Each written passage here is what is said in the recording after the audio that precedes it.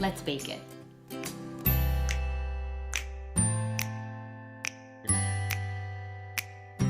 Hi, I'm Melissa Jordan, and this is Works of Wonder Bakery, also known as Wow Bakery. And today I have my special friend Kathy here, and my friend Kathy really wants to learn how to make our Wow Bakery sugar cookie. So I was thinking about it, and I thought, oh, what a better way to do it than to actually teach you.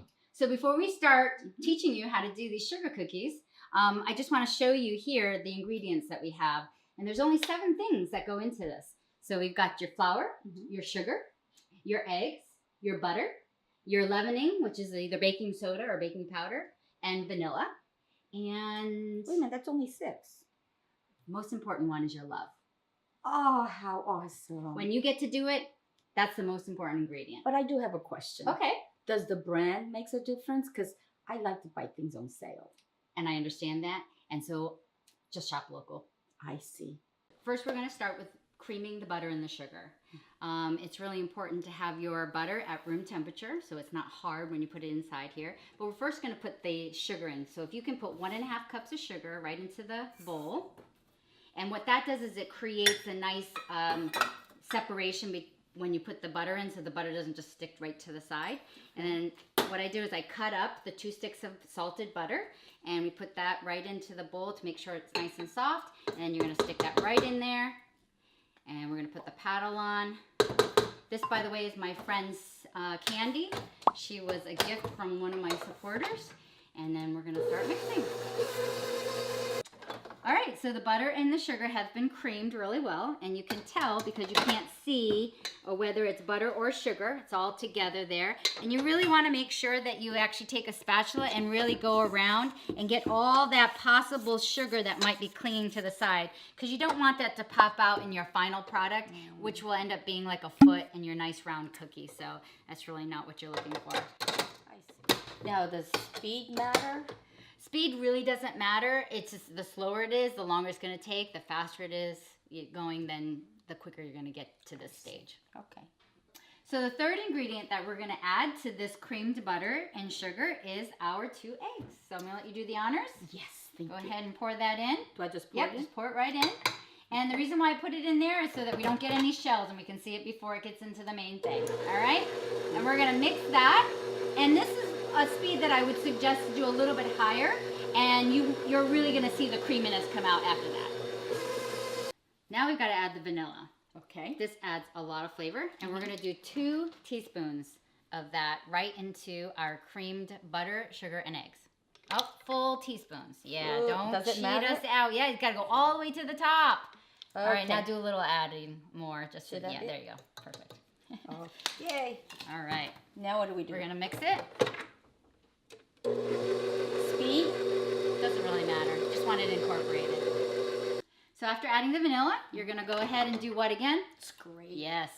Very important. Each step. It may seem time consuming, but it's really going to save you in the long run. And this also, you have to do every bit of it. Yes.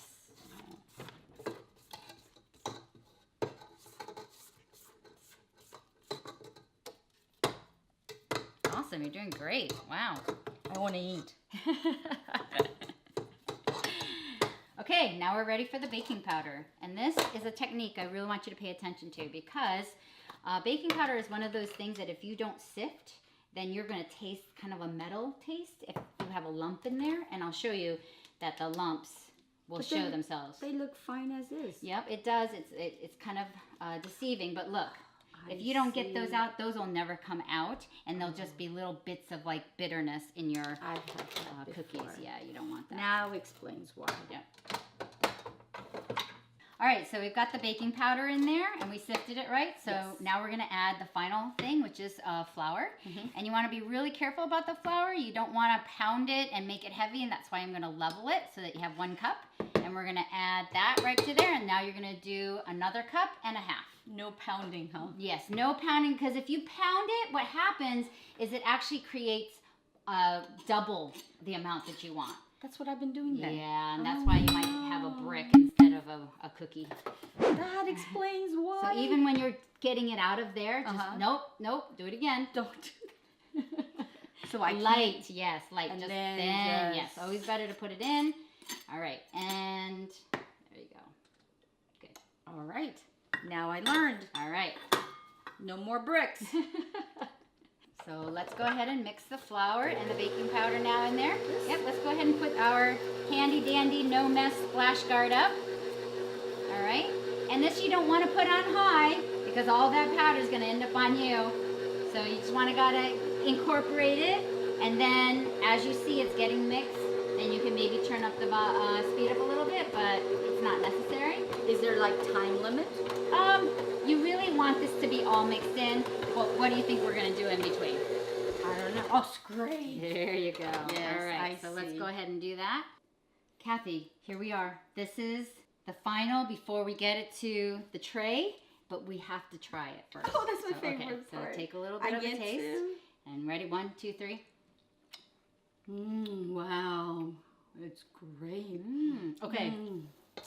I know this is a very difficult stage. Do we have to? Yes. Okay. We could just... No. All right, here's your tool to get it from there to here, not there to here, okay? All right, so we're going to take a spoonful like that. Go ahead, do it. And then you're going to take your other finger, that's good, and you're going to drop it onto the tray. And you kind of want to make it as uniform as possible, but it doesn't have to be perfect, okay? But if there's anything sticking out, and we're going to do that, we're going to put 6 of those on here because we really want to make sure they don't run into each other. And it's better to have more room on the tray and less melting together. And you want to put it over there a little bit more, like right over there. Yep. You can. Oh, you need to have it. So you're gonna do 6, okay? So let's drop 6 down. And this is perfect because most people have spoons in their home. So that's why I think this is a good way to teach you.